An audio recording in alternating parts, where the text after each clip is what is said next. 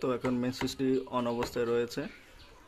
তো আমার এখন এখানে কারেন্ট রয়েছে, কিন্তু উপরের লোডে কিন্তু কারেন্ট নেই, যেহেতু ফিউজটি আমি ডিসকানেক্ট করে রেখেছি। তো আমার লোডে কারেন্ট নেই।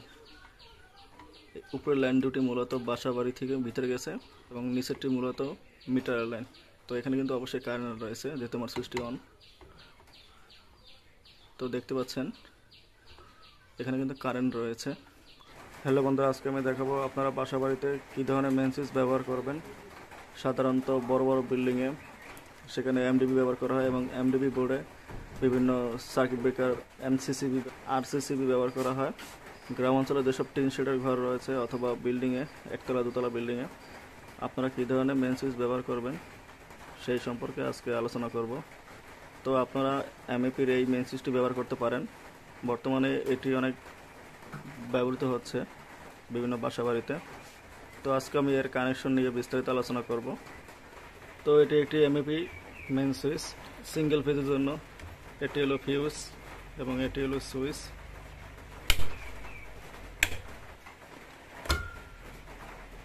তো ফিউজে সবসময় আপনারা আপনার চিকন তার ব্যবহার করবেন, বেশি মোটা তার দেবেন না, চিকন তার ব্যবহার করাই ভালো। তাহলে কখনো শর্ট সার্কিট হলে এটি কেটে যাবে অথবা পুড়ে যাবে। তো আমি এখন এটি খুলে আপনাদের দেখাবো এর কানেকশন।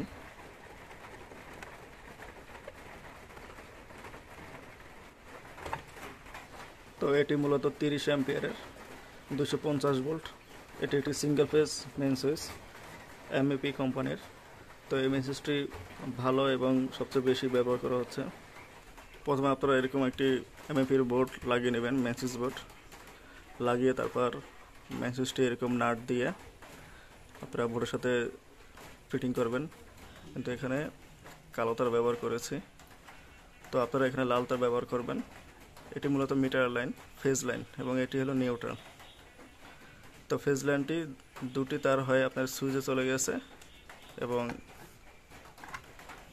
এটি হলো সুইচের যে আর্থিং তার, যে আর্থিং কানেকশন রয়েছে, এটিও আপনার যে মিটার থেকে যে নিউট্রালটি আসছে তার সাথে সংযুক্ত হয়েছে। মোট কথা সবগুলো নিউট্রাল অ্যাড করবেন।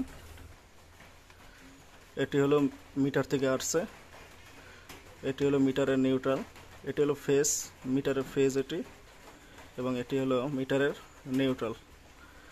এবং এই দুটি হলো বাসার নিউট্রাল, লোডের নিউট্রাল, এবং এই লাল দুটি হলো আপনার লোডের ফেজ, যেটি মেইন সুইচ থেকে আউটপুট হয়েছে। এটি হলো ইনপুট এবং ওই লাল দুটি হলো, এই দুটি হলো আউটপুট।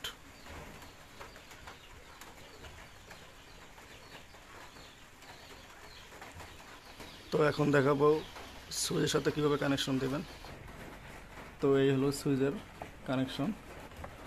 মূলত এটি হলো আউটপুট এবং নিচে যে কালো তার দুটি রয়েছে এই দুটি হলো ইনপুট। নিচে যে কালো তার দুটি রয়েছে এটি হলো মিটার থেকে আসছে, এবং উপরে থেকে যে লাল তার দুটি এটি হলো লোডের ইনপুট, লোডের ইনপুট মেইন সুইচের আউটপুট। এটি হলো ঘরের ভিতরে গেছে দুটি তার। তো আপনারা দেখতে পাচ্ছেন এটি হলো 30 অ্যাম্পিয়ার 250 ভোল্টের একটি মেইন সুইচ।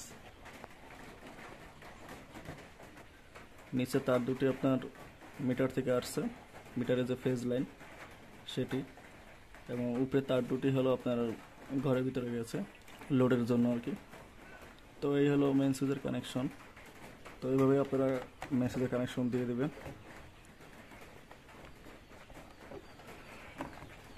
তো আমি এখানে এটি লাগিয়ে দেব।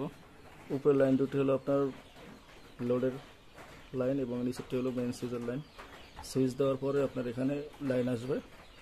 এছাড়াও এটি হলো মেইন সুইচের আর্থিং লাইন। তো এই ছিল আজকের মতো, আমি দেখিয়ে দিলাম কীভাবে মেইন সুইচের কানেকশন দেওয়া হয়। তো আপনারা এভাবেও মেইন সুইচের কানেকশন দিয়ে দিতে পারেন। তো ভিডিওটি যদি ভালো লাগে থাকে অবশ্যই ভিডিওটি একটু লাইক দেবেন এবং কমেন্ট করে জানাবেন আপনার মতামত। ভিডিওটি বেশি বেশি করে শেয়ার করবেন এবং আপনি যদি আমার চ্যানেলে নতুন থাকেন তো চ্যানেলটি অবশ্যই সাবস্ক্রাইব করবেন এবং পাশে থাকা বেল আইকনটি প্রেস করবেন। ভিডিওটি দেখার জন্য ধন্যবাদ।